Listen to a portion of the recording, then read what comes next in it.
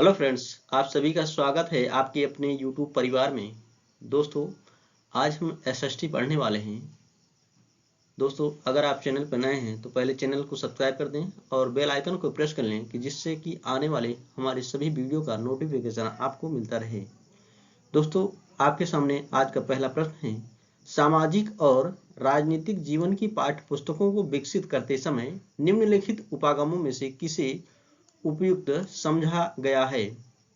ए है प्रत्यक्ष उदाहरणों तथा अनुभवों से सीखना। बिल्कुल सही है दोस्तों, ए तो सही हो जाएगा। बी है तथ्यों और आंकड़ों का स्मरण आधारित सीखना। दोस्तों, तथ्यों और आंकड़ों का स्मरण आधारित सीखना कोई महत्व नहीं होता है इसका, तो इसका सही विकल्प हो जाएगा केवल ए।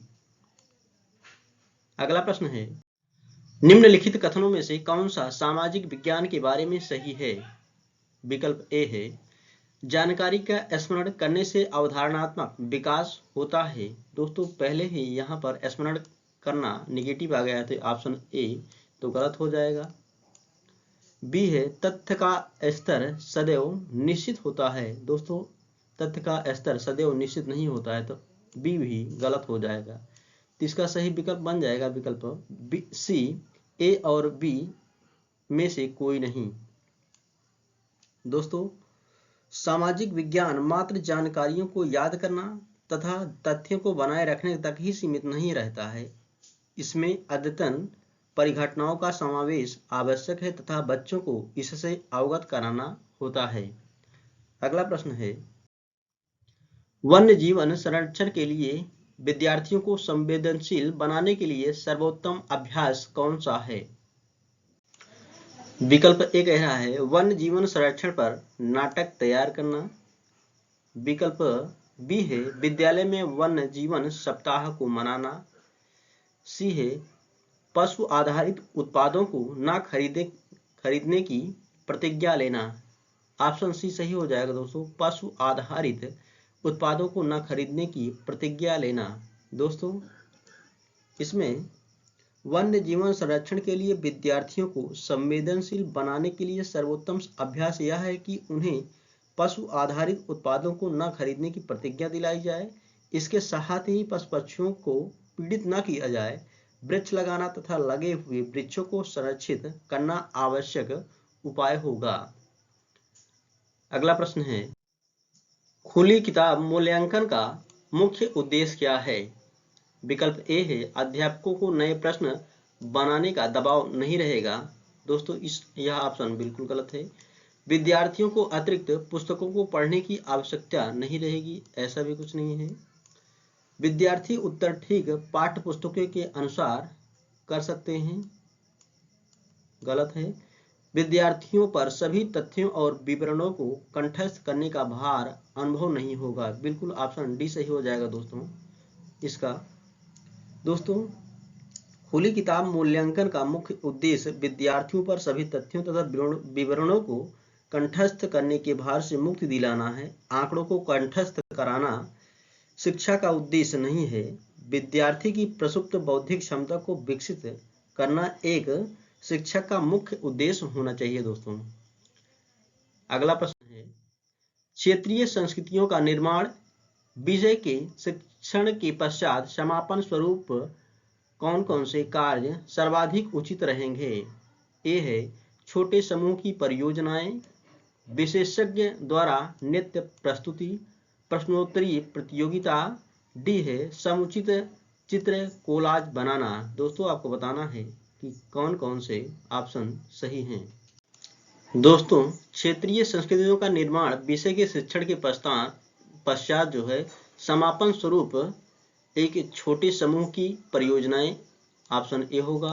विशेषज्ञ की, दोस्तों यह गलत है, विशेषज्ञ की कोई आवश्यकता नहीं है।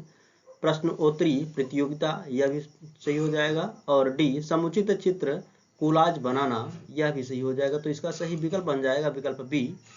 ए, सी और डी सही हो जाएगा।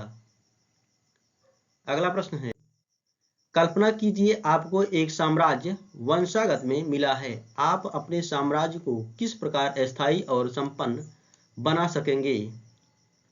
ऊपर दिए गए प्रश्न के संदर्भ में एक अध्यापक के रूप में आप विद्यार्थियों को जांचते वक्त किस कुशलता पर बल देंगे? दोस्तों इसका सही विकल्प बन जाएगा विकल्प बी, परिस्थितियों का अनुमान एवं निष्कर्ष। दोस्तों किसी भी साम्राज्य को अस्थायी एवं संपन्न बनाने हेतु यह आवश्यक है कि शासक के पास इतनी क्षमता या शक्ति हो कि वह परिस्थितियों का अनुमान लगा सके तथा घटने वाली घटनाओं का निष्कर्ष भी निकाल सके। अगला प्रश्न है, आदिवासी विषयक परिचय कराने के लिए सर्वोत्तम सम्मानजनक नीति होगी। दोस्तों आपको बताना है कि आदिवासी विषयक परिचय कराने के लिए सर्वोत्तम सम्मानजनक नीति होगी। आपके विकल्प हैं, उनकी रंगीन वेशभूषा को प्रदर्शित करना, कोई मतलब नहीं है वेशभूषा से। बी, जनजातीय गानों और नृत्यों को पर्दे पर दिखाना, यह भी ऑप्शन गलत है दोस्तों। उनके आदिम और देहाती भूतकाल पर चर्चा करना, यह भी गलत है। उन्हें संपन्न और शक्तिशाली वनवासी के रूप में चित्रित करना, दोस्तों ऑप्शन इसका सही हो जाएगा डी, उन्हें संपन्न और शक्तिशाली वनवासी के रूप में चित्रित करना। दोस्तों आदिवासी विषयक परिचय कराने के लिए सर्वोत्तम सम्मानजनक नीति यही होगी कि उन्हें संपन्न व शक्तिशाली वनवासी के रूप में चित्रित किया जाए। आदिवासियों को एक दीनहीन समूह के रूप में प्रदर्शित करना उचित नहीं होगा। अगला प्रश्न है, जब विवादास्पद मामलों को सामाजिक विज्ञान कक्षा में पढ़ा रहे हैं, आपको बताना है कि आपको क्या करना चाहिए। समय समय पर इन्हें उठाना चाहिए और संक्षिप्त चर्चा करनी चाहिए।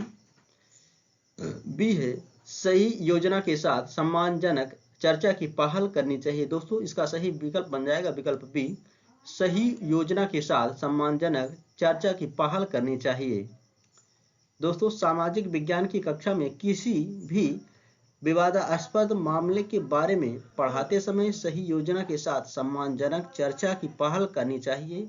इसका ध्यान न रखने पर विवाद बढ़ने की आशंका भी रहती है। 9वां प्रश्न है दोस्तों, सामाजिक और राजनीतिक जीवन अध्यापन का केंद्र बिंदु होना चाहिए। दोस्तों आपको बताना है कि सामाजिक और राजनीतिक जीवन का अध्यापन का केंद्र बिंदु क्या होना चाहिए। ए है राजनीतिक संस्थानों का अध्ययन, बी है मूलभूत सिद्धांतों का अध्ययन। दोस्तों इसका दोनों ऑप्शन सही हो जाएगा, ए और बी दोनों, तो इसका सही विकल्प बन जाएगा विकल्प बी, ए और बी दोनों सही हैं। सामाजिक और राजनीतिक जीवन अध्यापन का केंद्र बिंदु होना चाहिए राजनीतिक संस्थानों का अध्ययन और मूलभूत सिद्धांतों का अध्ययन दोनों ही होना चाहिए। 10वां प्रश्न है, विद्यार्थियों के साथ एक छोटे समूह में योजना बनाते समय निम्न में से किस पर अधिक बल होना चाहिए। ए है एक चुनौतीपूर्ण कार्य की रचना, बी है विद्यार्थियों को साथ काम करना सिखाना, समूहों का विचारपूर्वक चयन करना, कार्य की पूर्ति करना। दोस्तों आपको बताना है कि विद्यार्थियों के साथ एक छोटे समूह में योजना बनाते समय इनमें से किस पर अधिक बल होना चाहिए। दोस्तों इसके सही विकल्प बनेंगे, ए एक चुनौतीपूर्ण कार्य की रचना करे, बी विद्यार्थियों को साथ काम करना भी सिखाना, और सी समूहों का विचारपूर्वक चयन करना। दोस्तों डी जो दे रहा है कार्य की पूर्ति करना, ये गलत हो जाएगा, तो इसका सही विकल्प बन जाएगा विकल्प ए बी सी। ए बी सी किस विकल्प में है दोस्तों, विकल्प डी ए बी सी। 11वां प्रश्न है, सामाजिक विज्ञान के अध्ययन के संदर्भ में निम्नलिखित में से कौन सा कथन सही है। ए है समस्याओं के क्रमबद्ध विश्लेषण में मदद करता है, बिल्कुल सही बात है दोस्तों। बी है विद्यार्थी बड़े होंगे और अपने आप जानकारी ढूंढ लेंगे, गलत है। समझने की अपेक्षा विषय की विस्तृत जानकारी पर बल होना चाहिए, यह भी गलत है, विस्तृत जानकारी कहाँ पर होगी। दी गई जानकारी के साथ संवेदनशीलता और जिज्ञासा पैदा करना, डी वाला ऑप्शन भी सही हो जाएगा दोस्तों। तो इसका सही विकल्प बन जाएगा ए और डी। किस ऑप्शन में है? ऑप्शन इसका ए सही हो जाएगा, ए और डी। अगला प्रश्न है, निम्नलिखित में से किसके लेखन को प्राथमिक स्रोत के रूप में माना नहीं जा सकता है? अबुल फजल दोस्तों, इनके लेखन को माना जा सकता है। राज सुंदरी देवी, इनके लेखन को भी माना जा सकता है। जियाउद्दीन बर्नी, इनके लेखन को भी माना जा सकता है। मुजफ्फर आलम दोस्तों, इनके लेखन को प्राथमिक स्रोत के रूप में नहीं देखा जा सकता है। इनका लेखन विषय है दोस्तों दक्षिण एशियाई भाषा व सभ्यताएं। यदि आपको प्राचीन भारतीय इतिहास पढ़ाना प्रारंभ करना है तो निम्नलिखित स्रोतों में से किस स्रोत को प्रयोग करना गलत होगा? दोस्तों, दिए गए विकल्पों में से लघु चित्रकारी प्राचीन यानी कि भारतीय प्राचीन इतिहास को पढ़ाना उतना प्रभावकारी नहीं होगा। बाकी शिलालेख, हस्तलिपियां और गुफा चित्रकारी ये सभी प्रभावकारी हैं। अगला प्रश्न है, विज्ञापन की विषय वस्तु पर चर्चा करते समय सामाजिक विज्ञान के अध्यापक द्वारा निम्न में से कौन से उपविषय वस्तुओं पर आलोचनात्मक चर्चा कर सकते हैं? दोस्तों, आपको बताना है। दोस्तों, इसका सही विकल्प बन जाएगा विकल्प सी, ए और बी दोनों। व्यक्तिगत भावनाओं के प्रति अपील, ये भी सही है, और समता के मुद्दे, ये भी सही है, हो जाएगा। भू उपयोग प्रतिरूप के परिवर्तन के उत्तरदायी कुछ और कारणों पर चर्चा कीजिए। ऊपर दिए गए प्रश्न के संदर्भ में एक सामाजिक विज्ञान के अध्यापक के रूप में आप विद्यार्थियों की किस कुशलता का मूल्यांकन कर रहे होंगे? दोस्तों, इसका सही विकल्प बन जाएगा विकल्प सी, परिकल्पना करना।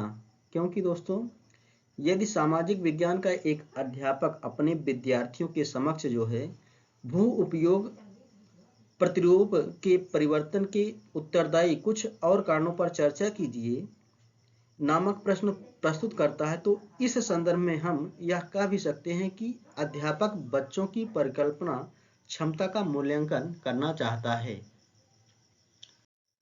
अगला प्रश्न है, प्राकृतिक, वनस्पति और वन्य जीवन विषय वस्तु से छात्रों को परिचित कराने के लिए सर्वोत्तम शैक्षणिक विधि क्या होगी?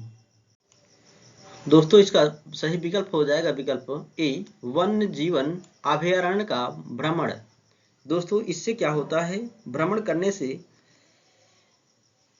दोस्तों इस विधि में छात्र जो है प्राकृतिक परिवेश में निवास करने वाले जो है जीवों के संपर्क में आते हैं, उनके हाव भाव से परिचित भी होते हैं। तो इसलिए प्राकृतिक, वनस्पति और वन जीवन विषय वस्तु से छात्रों को परिचित कराने के लिए सर्वोत्तम शैक्षणिक विधि होगी कि उन्हें वन्य जीवन अभयारण्य का भ्रमण करा दिया जाए। अगला प्रश्न है, सामाजिक विज्ञान की पाठ्यपुस्तकों में कार्टून की क्या भूमिका है? दोस्तों, आपको बताना है कि सामाजिक विज्ञान की पाठ्यपुस्तकों में कार्टून की क्या भूमिका है। विकल्प ए है, भरपाई करने के रूप में प्रयुक्त, इससे पाठ्यपुस्तक आकर्षित दिखती है। दोस्तों, आकर्षित से कोई मतलब नहीं पाठ्यपुस्तक के दिखने से। बी है, कक्षा को आनंददायक बनाते हैं क्योंकि विषय नीरस है। दोस्तों, ऐसा भी नहीं है। मूलभूत मामलों को उठाकर विद्यार्थियों को इनसे जोड़ना। दोस्तों, बिल्कुल ऑप्शन सी सही हो जाएगा कि मूलभूत मामलों को उठाकर विद्यार्थियों को इनसे जोड़ा जाए। दोस्तों, सामाजिक विज्ञान की पाठ्यपुस्तकों में कार्टून की भूमिका महत्वपूर्ण होती है। इससे विद्यार्थी उस प्रसंग में रुचि तो प्रदर्शित करते ही हैं तथा यह तथ्य जो है उनके मस्तिष्क में बिल्कुल अंकित हो जाता है। 18 नंबर का प्रश्न है दोस्तों, रंग भेद की प्रथा पर दिए गए ए और बी कथनों पर विचार कीजिए। ए है, यह प्रथा जातियों के बीच भेदभाव करती है। दोस्तों, भेदभाव तो करती है, परंतु सभी को मत देने की अनुमति प्रदान करती है। दोस्तों, जब भेदभाव करती है तो मत देने की अनुमति कहां से देगी? तो इसका गलत हो जाएगा ये वाला। बी है यह प्रथा जातियों को एक दूसरे से मिलने से रोकती है परंतु सभी को समान रूप से सार्वजनिक सुविधाएं प्रदान करती है। दोस्तों यह प्रथा जातियों को एक दूसरे से मिलने से रोकती है, या तो यहाँ तक तो सही है, परंतु सभी को समान, दोस्तों समान कहाँ होगा जब मिलने से रोकती है तो इसका सही विकल्प बन जाएगा, दोनों गलत है, तो इसका सही विकल्प हो जाएगा विकल्प सी। ए और बी दोनों गलत है। 19 नंबर का प्रश्न है दोस्तों, निम्नलिखित में से कौन ग्राम पंचायत में चुनकर आते हैं और कार्य संभालते हैं? ए है सरपंच, दोस्तों यह बिल्कुल सही है, ए तो सही है सरपंच, और बी वार्ड के सदस्य, यह भी सही है। सचिव, सचिव नहीं होते हैं दोस्तों, ग्राम सभा सदस्य यह भी नहीं होते हैं, तो इसका सही विकल्प बन जाएगा जिस विकल्प में होगा ए और बी, डी इसका सही हो जाएगा, ए और बी सही है। अगला प्रश्न, निम्नलिखित कार्यों में से पटवारी या लेखपाल का उत्तरदायित्व कौन सा है? आपके विकल्प हैं भूमि विकास के लिए रोजगार योजनाओं को लागू करना, दोस्तों रोजगार योजनाएं लेखपाल कहाँ लागू करेगा, तो इसका गलत ऑप्शन हो जाएगा ए। शिकायतों की जांच पड़ताल के द्वारा भूमि संबंधी विवादों को रोकना, दोस्तों भूमि संबंधी विवादों को नहीं रोक सकता है लेखपाल। सी है भूमि मापन और आलेखों को सुरक्षित करना, दोस्तों इसका सही विकल्प बन जाएगा विकल्प सी। यही काम होता है लेखपाल का कि भूमि मापन और आलेखों को सुरक्षित रखा जाए। निम्नलिखित कथनों में से कौन सा कथन स्थानीय शहरी प्रशासन के कार्य के संदर्भ में सही है? वार्ड के पार्षदों द्वारा आयुक्त चुना जाता है और उसे रिपोर्ट करता है।